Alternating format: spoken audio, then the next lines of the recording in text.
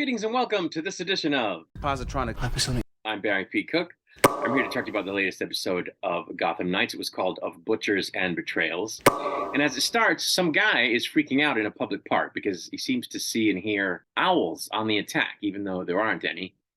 And he steals a cop's gun and shoots himself in the head, which, didn't work out well for him. Meanwhile, the Knights are continuing their investigation into Alan Wayne's death as Joella rides around on a scooter. I love Joella. When a Talon's throwing knife lands perpendicular on the floor when it falls off a desk, they realize that it makes a cross pattern on impact, and it seems to match the wounds on Alan Wayne's body.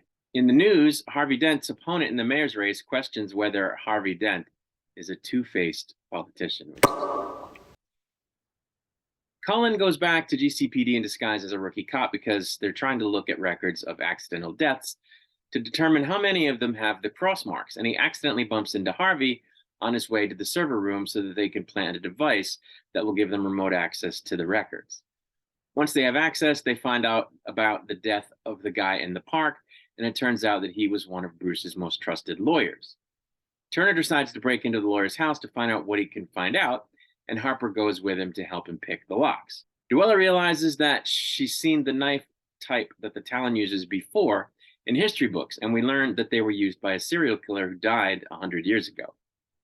Turner and Harper run into the lawyer's son, so they explain that the Court of Owls is probably responsible for his death, as well as Bruce's, and it turns out that the kid had already figured that out since his father had written stuff on the walls and the ceilings, all kinds of stuff about the court before he went crazy and killed himself. Harvey visits the commissioner and learns that the police found an Owl Court coin in the mayor's car, which of course is just like the one found on Bruce. It turns out that the lawyer had helped Bruce change his will in such a way that it was probably going to make Bruce the greatest man in the history of Gotham, but it also happens that it wasn't true that one of the changes cut Turner out of it, and Turner surmises that whatever was in the will is what got Bruce and the lawyer killed. He thinks that Cressida might have a copy of the will, which could help prove that there was no motive for him to kill his father, seeing as he wasn't cut out of it, but of course, he doesn't know that he can't trust her. Joella and Robin decide to go visit the long-dead serial killer's daughter in a nursing home to find out more about the knives. We also learn that the mayor's opponent in the mayor's race also got a coin. Stephanie and Colin determine that it's possible that the Talon is dosing people with some kind of hallucinogenic when he goes after them, which has shades of Scarecrow, but okay. Turns out that the old lady whose father was the serial killer knows all about the Court of Owls and what her father did, and that she's kind of cuckoo as well. Turner goes to visit Cressida, and she convinces him that she's on his side, even though we know she's a duplicitous piece of crap. Harvey goes to sign out the coin that was found at Bruce's murder scene, but it turns out that the records show that he had already checked it out. It also turns out that Cressida has been visiting the serial killer's daughter, and probably bringing her the gifts that the daughter thinks have been coming from her dead father, and soon enough, Cressida draws a gun on Turner. He manages to get the gun away from her, and while holding it on her, she explains that all she did was weaken Bruce so that the Talon could kill him.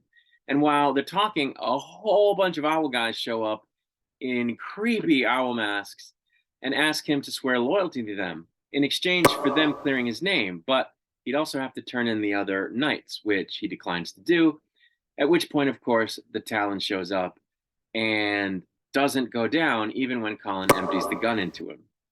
Robin then shows up after cutting the lights and crashing through a window and setting off a flash grenade, at which point she and Turner escape through the Batcave and manage to trap the Talon under some rocks that Robin makes fall with an explosion. Turner then tearfully laments that apparently everything Cressida ever did for him was a lie because she was plotting to kill Bruce the whole time, and that just as Bruce was, he was not able to see that the owls were in the house, as it were. Cullen figures out that Harper has a chip on her shoulder about Stephanie, but he tells her that he's learned a bit about her and that she's not the perfect little girl that Harper thinks she is, and that therefore she shouldn't judge Stephanie without getting to know her. Harvey visits the mayor's car and evidence and determines that a key that he found on his person without knowing its origin opens the car. At Wayne Manor, the Court of Owls people watch as the body of the Talon, which is all mangled and lying on a table, straightens itself out all like undead zombie style, while at the same time at the tower, the Knights figure out that one of the fingerprints on the latest music box that was delivered to the dead serial killer's daughter is in fact the dead serial killer's, which leads them to understand that he's the Talon, even though he's supposedly been dead for 100 years, and I'm quite creeped out by that. But that's where the episode ended. And once again, I thought this was a good episode of television. I really like this show. I'm not 100% sure that all the plot lines are fantastic and are going to work, like the whole thing between Harper and Stephanie, but it's not horrible. And, the kid that plays Cullen is not the best actor in the world, but, their performance is serviceable. I continue to love Duella or Joella. I think the Turner character is great. And the Court of Owls stuff is just crazy. Like when those guys all walked in with the mask, I was creeped the hell out. And when the Talon is on the table, all twitching and straightening himself out like an undead corpse, I was creeped out. And that's a good thing. So I think the show is good. I'm enjoying it very much. There's not a lot to say about it other than it works, if you ask me. And I'm very interested to see where it goes. One thing that I think would make it even better is if they gave the knights costumes.